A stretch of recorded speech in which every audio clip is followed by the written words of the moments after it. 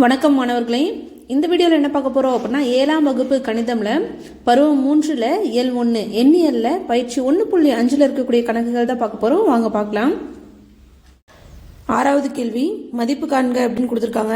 அதில் ஃபர்ஸ்ட் ஒன்று என்ன கொடுத்துருக்காங்க அப்படின்னா 26.13 பெருக்கல் 4.6 அப்படின்னு கொடுத்துருக்காங்க. ஸோ இது ரெண்டு பெருக்கு சொல்லியிருக்காங்களா? இது ரெண்டையும் 26.13 4.6 பெருக்கு சொல்லியிருக்காங்க. அப்போ 26.13 பெருக்கல் 4.6ன்னு எழுதிப்போம். ஸோ இதை எப்படி பெருக்குவோம்? ஃபர்ஸ்ட் புள்ளி இல்லாமல் பெருக்கிப்போங்களா, அப்புறம் கடைசி புள்ளி வச்சுப்போங்களா? அப்போ 26.13 புள்ளி இல்லாமல் எழுதுனா என்ன வரும்? 2613 பெருக்கல் 4.6 புள்ளி இல்லாமல் எழுதணும் அப்புறம் 46 வருமா? இப்போ பெருக்க போகிறோம். 6ஆல் ஃபஸ்ட்டு பெருக்கிறோம். 6 3 18 மீதி 1, 6 1 6 + 1 7, 6 6 36 மீதி 3, 6 2 12 + 3 15 அப்படின்னு கிடைக்குங்களா? இப்போ 4ஆல் பெருக்க போகிறோம்.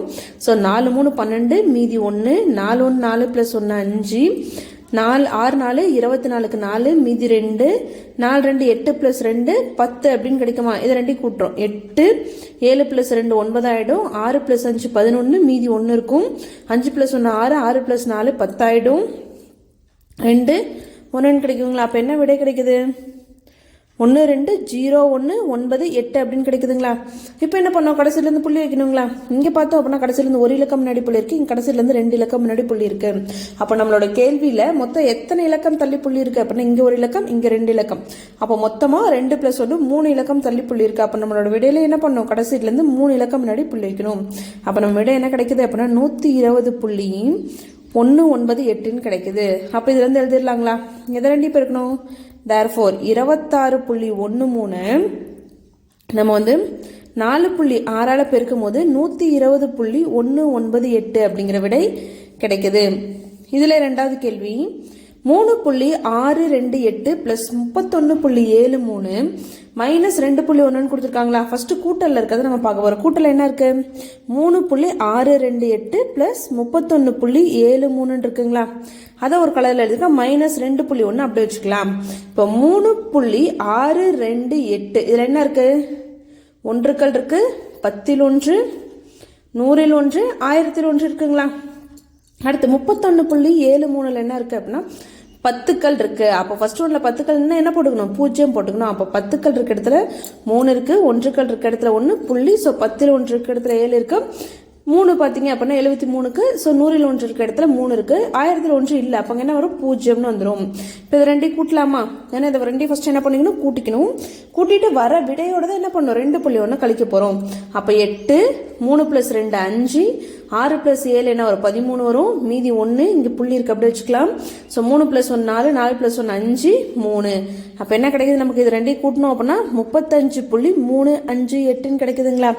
இதோட நம்ம என்ன பண்ணோம் அப்படின்னா -2.1 கழிக்கணும். 2 என்ன பண்ணோம்? கழிக்கணும். அப்போ 2 அப்படிங்கிறது எங்கே வரும்? நமக்கு ஒன்றுக்கள். அடுத்து புள்ளி 1 அப்படிங்கிறது 10ல் 1. அப்போ மீதியில் இல்லை அப்படின்னு அங்கே என்ன போட்டுக்கணும்? 0 போட்டுக்கணுங்களா? இப்போ கழிக்கிறோம். 8ல் 0 போச்சுன்னா 8, 5ல் 0 போச்சுன்னா 5, 3ல் 1 போயிடுச்சு அப்படின்னா மீதி 2 புள்ளி வச்சுக்கிறோம். 5ல் 2 போச்சுன்னா மீதி 3, 3ல் 0 போயிடுச்சுன்னா 3. அப்போ என்ன கிடைக்குது? 33.258 கிடைக்குது. அப்போ இதுலேருந்து என்ன எழுதலாம்? therefore 3.628ஓட 31.73 ஃபர்ஸ்ட் கூட்டுறோம். அடுத்து வர விடையோட 2.1 மைனஸ் பண்ணோம் அப்படின்னா 33.258 அப்படிங்கிற விடை நமக்கு கிடைக்குது. 7வது கேள்வி முருகன் சில பைகளில் காய்கறிகளை வாங்கினார். முருகன் அப்படிங்கிறவர் என்ன பண்றாரு? சில பையில காய்கறிகள்லாம் வாங்குறாராம். ஒவ்வொரு பையும் 20.55 கிலோகிராம் எடையுள்ளது. ஸோ நிறைய பைகள் என்ன பண்ணிருக்காரு? காய்கறி வாங்கியிருக்காரு. ஒரு பையில எவ்வளவு எடையுள்ள காய்கறிகள் இருக்குங்களா? 20.55 கிலோகிராம் எடையுள்ள காய்கறி இருக்குங்களாம். அனைத்து பைகளையும் அவர் மொத்தமா எத்தனை பை வாங்கினாருன்னு சொல்ல, ஆனா மொத்த எடை விலைன்னு கொடுத்துட்டாங்க 308.25 கிலோகிராம் எனில் எத்தனை பைகளை வாங்க வேண்டும் அப்படின்னு கேட்டுக்காங்களா?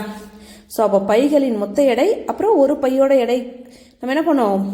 பைகளின் மொத்த எடை எவ்வளோ? எல்லா பையோட எடை 308.25ன்ட்டாங்க. ஒரு பை எடை, ஒரு பையின் எடை எவ்வளோ கொடுத்துருக்காங்க? 20.55 கிலோகிராம் கொடுத்துட்டாங்களா? ஸோ அப்போ நமக்கு எத்தனை பை அப்படின்னு தெரியணும் அப்படின்னா என்ன பண்ணலாம், மொத்த எடையிலேருந்து ஒரு பையோட எடையை கழிச்சோம் அப்படின்னா நம்ம கிடைச்சிடுங்களா. நம்ம கேள்வியில் என்ன கேட்குறாங்க, பைகளின் எண்ணிக்கை கேட்குறாங்க. எத்தனை பை அவர் பயன்படுத்திருப்பார்னு கேட்குறாங்களா. அப்போ பைகளின் எண்ணிக்கை ஈக்குவல் டு மொத்த எடை எவ்வளோ 308.25 கிலோகிராம் வகுத்தல் இது என்னது ஒரு பையோட எடை 20.55 கிலோகிராம்.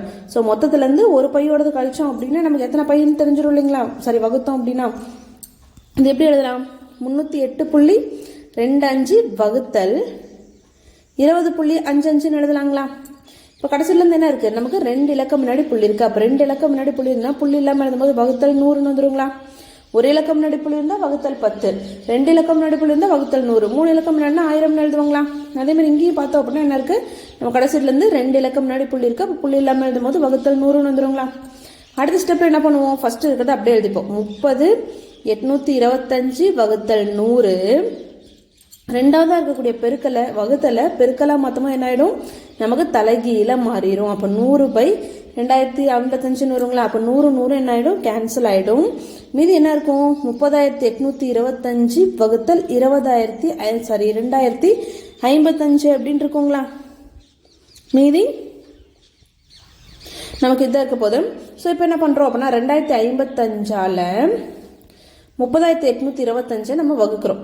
அப்போது 2055 2 தடவை பண்ணாவே 4000 வந்துடும். அப்போ நமக்கு என்ன இருக்குது, 3000 சில்லரை இருக்குங்களா. அப்போது ஒரு தடவை 2055 வரும். இதை கழிச்சோன்னா என்ன வரும், ஸோ 2லேருந்து 5 கழிக்க முடியாது. அப்போ இது 12 ஆயிடுவாங்க. இவங்க கடன் கொடுத்தனால 7 ஆயிடுவாங்களா. 12ல் 5 போச்சுன்னா மீதி 7, 7ல் 5 போச்சுன்னா 2, 0ல் 0 போச்சுன்னா 0, 3ல் 2 போச்சுன்னா 1, இங்கே 5ங்களா. மீதி என்ன இருக்குது, 10,275 இருக்கு. ஸோ 2055 5 தடவை போட்டோம் அப்படின்னா 5 5 25 மீதி 2, 5 5 25 + 2 7, 27 மீதி 2, 5 × 0 0 ஆகிடும், +2 2 ஆகிடும், I 2 10. அப்போ 2055 × 5 என்ன வருது, 10,275 வருதுங்களா. ஸோ அப்போது 2025 நம்ம வந்து 30,825 2055 வகுத்தோம் அப்படின்னா நமக்கு என்ன கிடைக்குது, 15ன்னு கிடைக்குது. எனவே ஸோ கொஸ்டின் என்ன கேட்டாங்க, பைகளின் எண்ணிக்கை தானே கேட்டாங்க. தேர்ஃபோர் பைகளின் எண்ணிக்கை, அவர் எத்தனை பை வாங்கியிருப்பாரு அப்படின்னா முருகன் அப்படிங்கிறவர் 15 பைக்கெல்லாம் வாங்கியிருப்பாரு. அப்போ பைகளின் எண்ணிக்கை ஈக்குவல் டு 15. அடுத்து 8வது கேள்வி. ஒருவர் வட்ட வடிவ பூங்காவில் நடைபயிற்சி செய்யும் தூரம் பாதையின் நீளம் 23.761 மீட்டர் எனில் 100 முறை சுற்றி வந்தால் அவர் கடந்த தொலைவானது எவ்வளவு அப்படின்னு கேட்குறாங்களா. ஒரு வட்ட வடிவ பூங்கா இருக்குது. பூங்கா எப்படி இருக்குது, ஒரு வட்ட வடிவத்தில் இருக்குது. அதை சுற்றி என்ன பண்ணுறாரு, வாக்கிங் நடைப்பயிற்சி அப்படின்னா வாக்கிங் போகிறாரு. அந்த பாதையோட நீளம் எவ்வளோங்களாம், ஒரு தடவை அந்த பூங்கா சுற்றி வந்தோம் அப்படின்னா 23.761 மீட்டர் அப்படின்னா அவர் 100 தடவை சுற்றி வராரு. அந்த என்ன பண்ணுறாரு, வாக்கிங் 100 தடவை அந்த பூங்கா சுற்றி வந்தார் அப்படின்னா எவ்வளோன்னு கேட்குறாங்களா. 1 டைம் கொடுத்துட்டாங்க, 100 டைமுக்கு எவ்வளோன்னு கேட்குறாங்க. அப்போ ஒரு முறை கொடுத்துட்டு 100 முறைக்கு என்ன அப்படின்னு கேட்டாங்க அப்படின்னா பெருக்குவாங்களா. அதுவே 100 முறை கொடுத்துட்டு ஒரு முறைக்கு என்ன அப்படின்னா வகுப்போம். அதுவே ஒரு முறை கொடுத்துட்டு 100 கேட்டாங்க அப்படின்னா பெருக்கணும். அப்போ பாருங்க கேள்வி என்ன கொடுத்துருக்காங்க, ஒரு வட்ட வடிவ பூங்காவின் தூரம்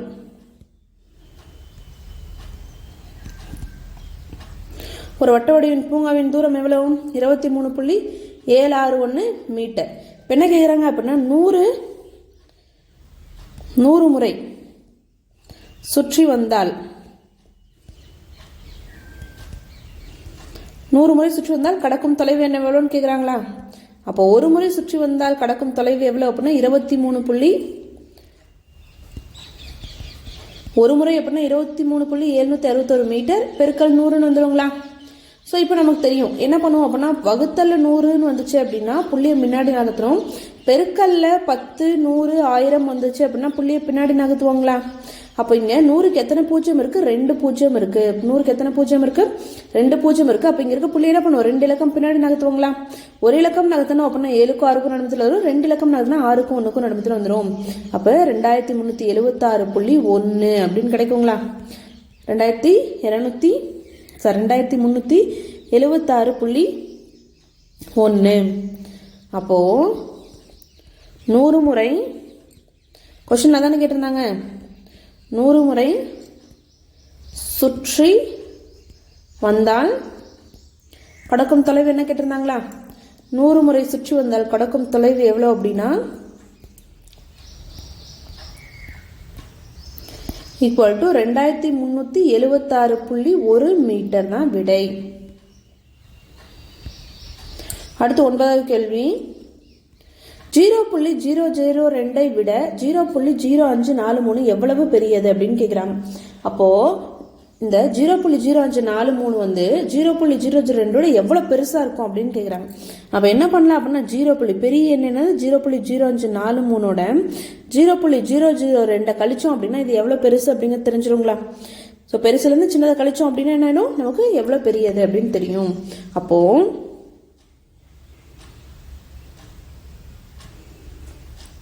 அப்போ 0.0543 ஓகேங்களா? ஸோ அப்போ இங்கே என்ன இருக்குது? ஒன்றுக்கள் இருக்குது, 10ல் 1 இருக்குது, 100ல் 1 இருக்குது, 1000ல் 1 இருக்குது, 10,000ல் 1 இருக்குங்களா? ஸோ அடுத்த இதில் பாருங்களேன், ஒன்றுக்கள் இருக்குது, புள்ளி, 10ல் 1 0, 100ல் 1 0, 1000ல் 1 2 இருக்குது, 10,000ல் 1 இல்லை. அப்போ அங்கே என்ன போட்டுக்கணும்? 0 போட்டுக்கணும். இப்போ இதை கழிக்கலாங்களா? 3ல் 0 போயிடுச்சுன்னா 3, 4ல் 2 போச்சுன்னா 2, 5ல் 0 போச்சுன்னா 5, 0ல் 0 போச்சுன்னா 0. ஸோ புள்ளி 0ங்களா? அப்போ என்ன விடை கிடைக்குது? 0.0523 கிடைக்குது. 0.0523. அப்போ 0.0543 0.002 விட 0.0523 பெரியது. ஸோ புரியுதுங்களா? இது வந்து 0.002 விட எவ்வளோ பெருசு? 0.0523 பெரியது. அடுத்து 10வது கேள்வி. ஒரு அச்சு எந்திரமானது ஒரு நிமிடத்தில் 15 பக்கங்களை அச்சிடுகிறது எனில். ஸோ ஒரு அச்சு எந்திரம் அப்படின்னு என்னது? நம்ம பிரிண்ட் பண்ணுவோம் இல்லைங்களா? பிரிண்டிங் அப்படின்னு சொல்லுவோம் இல்லையா? ஜெராக்ஸ் எடுக்கிறது. அந்த எந்திரம் என்ன பண்ணுது அப்படின்னா ஒரு நிமிஷத்தில் 15 பக்கங்களை என்ன பண்ணுதுங்களா? அச்சிடுதுங்களா? அப்படி அச்சிடுச்சு அப்படின்னா 4.6 நிமிடத்தில் அது எத்தனை பக்கங்கள் அச்சிடும் கேட்குறாங்களா? ஒரு நிமிஷத்தில் 15 அப்படின்னு கேட்டு 4.6 நிமிஷத்தில் எவ்வளோ அப்படின்னு கேட்குறாங்க. அப்போ 1 கொடுத்துட்டு நிறையாக்கு கேட்டாங்க அப்படின்னா என்ன பண்ணுவோம்? பெருக்குவோங்களா? அப்போ அதுதான் பண்ண போகிறோம். ஒரு நிமிடத்தில்